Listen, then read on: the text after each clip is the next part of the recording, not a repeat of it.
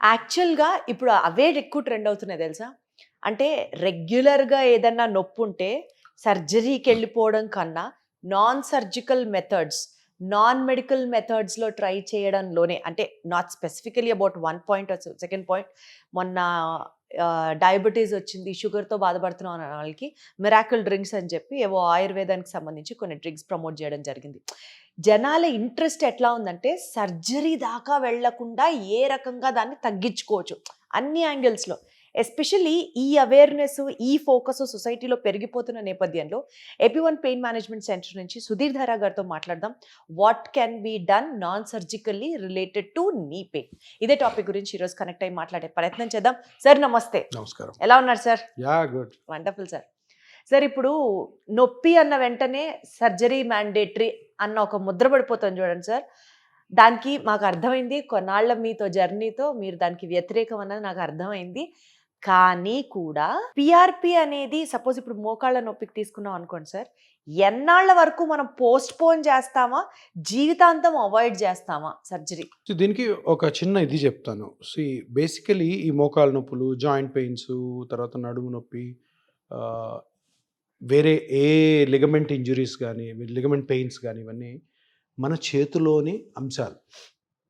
మనం ఆపేసుకోవచ్చు. ఇవి కరెక్ట్గా 30-35 ఇయర్స్ నుంచి కూడాను జాగ్రత్తలు తీసుకుంటే ఏ ఒక్కరు కూడా ఈ పెయిన్స్ తోటి డాక్టర్ దగ్గరికి వెళ్ళాల్సిన అవసరమే లేదు. అంటే ఎలాంటి జాగ్రత్తలు అంటారు? ఇప్పుడు మనం అంతా ఈ జాయింట్ అరిగిపోతే సర్జరీ, ఈ జాయింట్ అరిగిపోతే పిఆర్పి, అది అవి లేవు అసలు. 30-35 ఇయర్స్ నుంచి, ఇప్పటి నుంచి చెప్తాను చూడండి, 30-35 ఇయర్స్ నుంచి ప్రాపర్గా కానీ మన జాయింట్స్ని స్పేర్లీగా వాడామంటే, అంటే పొదుపుగా వాడాము అంటే ఏ జాయింట్ పెయిన్స్ రావు. ఇవన్నీ ప్రూవన్. మనం ఏం చేస్తాము, మనము ఓవర్గా యూజ్ చేస్తాం. హౌస్ వైఫ్స్ ఓవర్గా మోకాళ్ళని యూజ్ చేస్తారు, షోల్డర్ని యూజ్ చేస్తారు, బ్యాక్ని యూజ్ చేస్తారు. అంటే వయస్సును చూడరు. 70 ఏళ్ళు కూడాను నొప్పి నగడం పనిచేస్తుంటారు. ఇవన్నీ 30-35 ఇయర్స్కే కానీ కంట్రోల్లో పెట్టుకుంటే. ఇప్పుడు ఏం చెయ్యాలి, ఏం చేయకూడదు అన్నది నెక్స్ట్ క్వశ్చన్. వయస్సు బట్టి ఎక్సర్సైజ్ చేయాలి, వయస్సును బట్టి పనులు కూడా చేయాలి. 50 ఇయర్స్ వచ్చి పిల్లలందరూ పెద్దలు అయిపోయి వాళ్ళు పెళ్ళిళ్ళు అయిపోయినా కూడాను మీరు 35 ఇయర్స్ లాగా ఇంట్లో పని చేశారంటే అన్నీ అరుగుతాయి. ఈరోజు ఎందుకు ఈ జాయింట్ పెయిన్స్ మీద ఇంత డిస్కషన్ జరుగుతుంది, ఇంత కొట్లాటలు ఎందుకు జరుగుతున్నాయంటే బేసిక్గా జనాలే ఆ జాయింట్స్ని అంత మిస్యూజ్ చేస్తున్నారు. సో అందుకని ఎప్పుడు కూడాను జనాల్లో ఏం చైతన్యం రావాలి అంటే, అరే నేను ఎందుకు వెళ్ళాలి డాక్టర్ దగ్గరికి, పిఆర్పి కోసం వెళ్ళకూడదు, సర్జరీ కోసం కూడా వెళ్ళకూడదు, నా మోకాలు నేనే కాపాడుకోవచ్చు.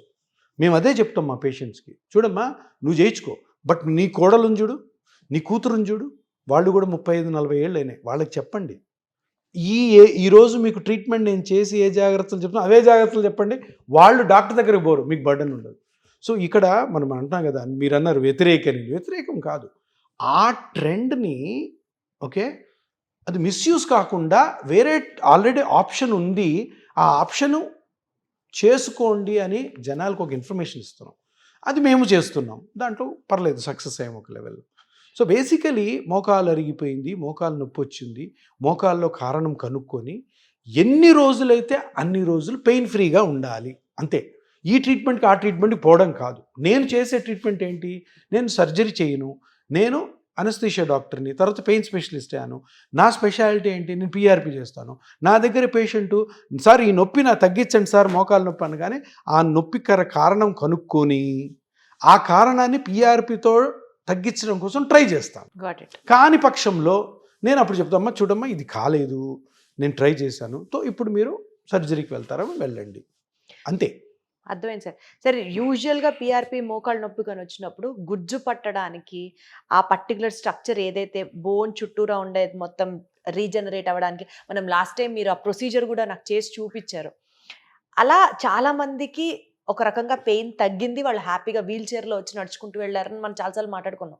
సో ఈ పిఆర్పి మోకాళ్ళ నొప్పి రిలేటెడ్ అంశాలతో అంటే ఆ యాంగిల్లో మాట్లాడితే ఇంకా ఏ స్ట్రక్చర్స్ డ్యామేజ్ అయితే ఈ పిఆర్పి పనిచేస్తా సార్? ఎగ్జాక్ట్లీ. సో మనం ఎప్పుడు చాలామంది అనుకునేది ఒక 40-45 ఏళ్ళు దాటాక నొప్పి వచ్చిందంటే గుజ్జు జరిపింది. సరే ఒక 80-90% అదే కారణం, కానీ ఇంకా వేరే స్ట్రక్చర్స్ కూడా ఉన్నాయి. అవి డ్యామేజ్ అయినా కూడాను పెయిన్ రావచ్చు. ఒకటి మోకాలు చుట్టూ కొన్ని బర్సా ఉంటాయి, పెస్ యాన్సరిస్ బర్సా అని. ఈ మోకాలు కింద చిన్న బర్సా, అది కూడా ఎక్కువ వర్క్ చేస్తూ ఎక్కువ నిలబడితే కూడా వస్తుంది, దానివల్ల పెయిన్ రావచ్చు. కొలేటరల్ లిగమెంట్స్ అని సైడ్లో ఉంటాయి, దానివల్ల కూడా పెయిన్ రావచ్చు. అది కాకుండా మెనిస్కస్ అని ఉంటుంది, మెనిస్కస్ డ్యామేజ్ అయినా పెయిన్ రావచ్చు, మజిల్స్ డ్యామేజ్ అయినా పెయిన్ రావచ్చు. సో ఇక్కడ మళ్ళీ ప్రతి మోకాలు గుజ్జు వల్ల నొప్పి రాదు, ప్రతి మోకాలు పెయిన్ వేరే వాటి వల్ల కూడా వస్తుందని మనం తెలుసుకోవాలి. సో అందుకనే మేము చేసే స్కాన్లు ఏంటంటే ఇవన్నిటిని చూస్తాం. ఇప్పుడు ఒక ఎక్స్రే తీసి చూసామనుకో ఓన్లీ బోన్స్ కనపడతాయి, ఈ బర్సాలు కనపడవు, మజిల్స్ కనపడవు, లిగమెంట్స్ కనపడవు, మెనిస్కస్ కనపడవు. అదే అల్ట్రాసౌండ్ మస్కులోస్కెలిటల్ డైనమిక్ స్కాన్లో అయితే ఇవన్నీ కనపడతాయి. ఇవన్నీ కనపడతాయి కాబట్టి ఏది రియల్గా ఆ పేషెంట్లో నొప్పి వస్తున్నది అనేది మనం చూడాలి. సో ఇప్పుడు అపార్ట్ ఫ్రమ్ కార్టిలేజ్ కాకుండా కొలేటరల్ లిగమెంట్స్, మజిల్స్, బర్సా, మెనిస్కస్ కూడా కాజ్ చేస్తాయి. సో వీటిల్లో కరెక్ట్ కనుక్కుంటేనే మనం కరెక్ట్ ట్రీట్మెంట్ ఇస్తాం. మనం కొన్నిసార్లు వింటుంటాం చూడు, అరే నాకు మోకాలు నొప్పి వచ్చింది, ఈ ట్రీట్మెంట్ తీసుకున్నాను, నొప్పి తగ్గలేదు, ఇంకా వేరే కొత్త వచ్చాను. ఫెయిల్ అవుతుంది. ఫెయిల్ ఎప్పుడవుతుంది? కరెక్ట్ కాజ్ ఐడెంటిఫై చేయడం. సో ఇప్పుడు కరెక్ట్ కాజ్ ఐడెంటిఫై చేయడం అన్నది పెద్ద సైన్స్. అవును, అది ఇప్పుడు ఆ ట్రీట్మెంట్ చేసే డాక్టరే కానీ స్కాన్ చేసాడు అనుకో ఈజీగా ఐడెంటిఫై అవుతాడు. ఓహో ఇది అనుకుంటున్నాను నేను, సో ఇది చేద్దామని. ఇప్పుడు ఎంఆర్ఐ చేస్తుంది, ఇప్పుడు మోకాలు నొప్పి వచ్చింది, ఎంఆర్ఐ తీశారు. ఎంఆర్ఐ తీయగానే నువ్వు ఎంఆర్ఐ నుంచి బయటకు వచ్చి ఒక 10 పాయింట్లు ఇస్తాడు, ఇది ఇది ఇది ఇది ఇన్ని డ్యామేజ్ అయ్యాయి.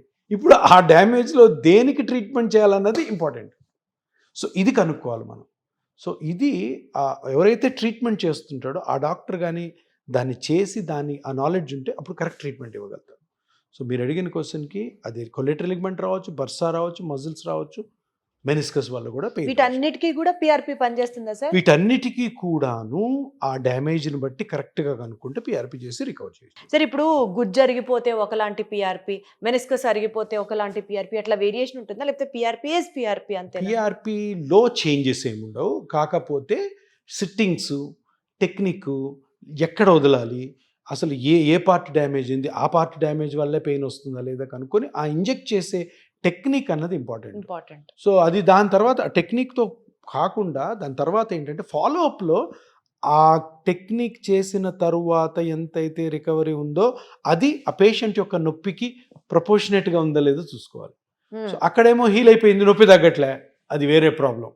అది బాగా హీల్ అవుతుంది, ఆల్రెడీ 2-3 ఇంక వేరే ఉన్నాయి కదా, ఆ స్ట్రక్చర్స్ టార్గెట్ చేస్తాం. కొన్నిసార్లు జరుగుతాయి ఇట్లాగా, మనం ఒకటి అనుకుంటాం, దాన్ని ఇంజెక్షన్ తోటి రికవర్ చేయాలని ట్రై చేస్తుంటాం, అది కాదు, ఇంకా పెయిన్ తగ్గదు, అప్పుడు ఆ సెకండ్ స్ట్రక్చర్ని చేస్తుంటాం.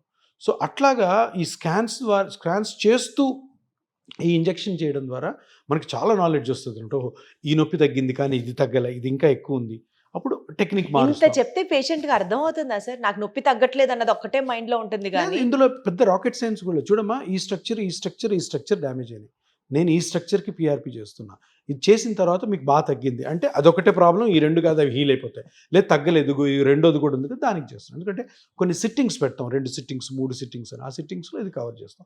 అవసరమైతే ఒక సిట్టింగ్ కూడా ఎక్స్ట్రా చేస్తుంటాం.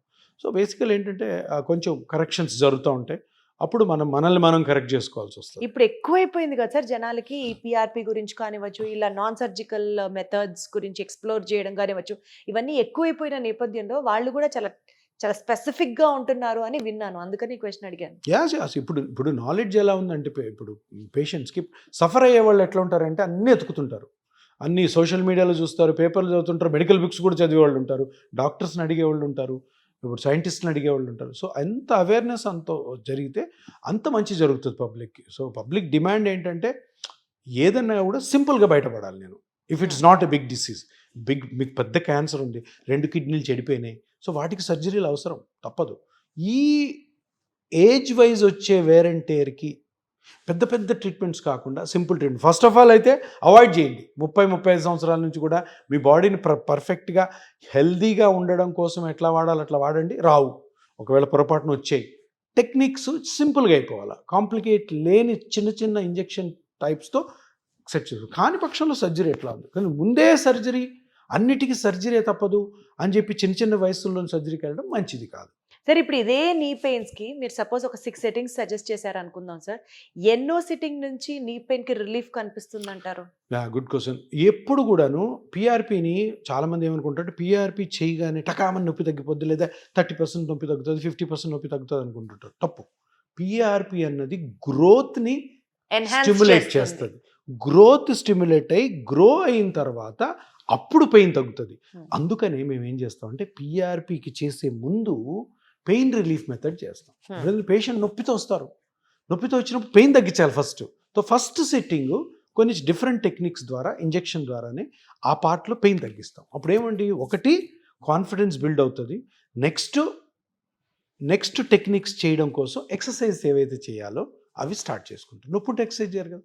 సో అందుకని అందరూ గమనించాల్సింటే పీఆర్పీ టక్మని ఫస్ట్ సిట్టింగ్లో చేయగానే పెయిన్ తగ్గదు.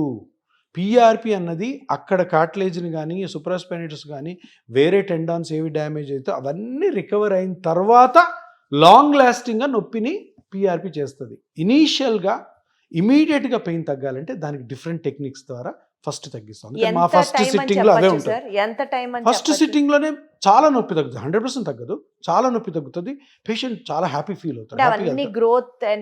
ఇది ఫస్ట్ సిట్టింగ్ అయ్యాక పీఆర్పీ స్టార్ట్ చేసాక గ్రోత్ స్టార్ట్ అవుతుంది. గ్రోత్ ఎన్ని రోజుల్లో వస్తుంది? సో జనరల్గా నీ తీసుకున్నాం అనుకోండి, నీ కార్టిలేజ్ ఈరోజు పీఆర్పీ స్టార్ట్ చేసి అది ఎంత గుజ్జు జరిగిపోయింది దాని ప్రకారం ఒక 3 to 4 monthsలో మనం ఎక్స్పెక్ట్ చేయొచ్చు మంచి రిజల్ట్. సరే, ఆ గుజ్జు అన్న పదానికి నాకు ఎప్పుడు అడగాలనిపిస్తుంది, నిజంగా పోయిన గుజ్జు తిరిగి మళ్ళీ ఫామ్ అవుతుందా sir? Is it practically possible? నేను ఒకటి చెప్తాను. మెడికల్ బుక్స్లో బ్లడ్ ఉంటుంది, బ్లడ్లో ప్లాస్మా ఉంటుంది, ప్లాస్మా మీద ప్లేట్లెట్స్ ఉంటాయి, ప్లేట్లెట్స్ మీద ఆల్ఫా గ్రాన్యూల్స్ ఉంటాయి, ఆల్ఫా గ్రాన్యూల్స్ మీద గ్రోత్ ఫ్యాక్టర్స్ ఉంటాయి. ఈ టెర్మినాలజీ అయితే తప్పు కాదు కదా? కాదు. గ్రోత్ ఫ్యాక్టర్స్ అని ఎందుకు పేరు పెట్టారు? గ్రోత్ ని కాజ్ చేస్తాయి. మరి అది గ్రోత్ ఫ్యాక్టర్ని తీసుకెళ్ళి నువ్వన్నీ ఎక్కడైనా వేస్తే గ్రోత్ కాజ్ చేస్తాయి కదా. మరి గ్రో కాకుండా ఎందుకు ఉంటుంది?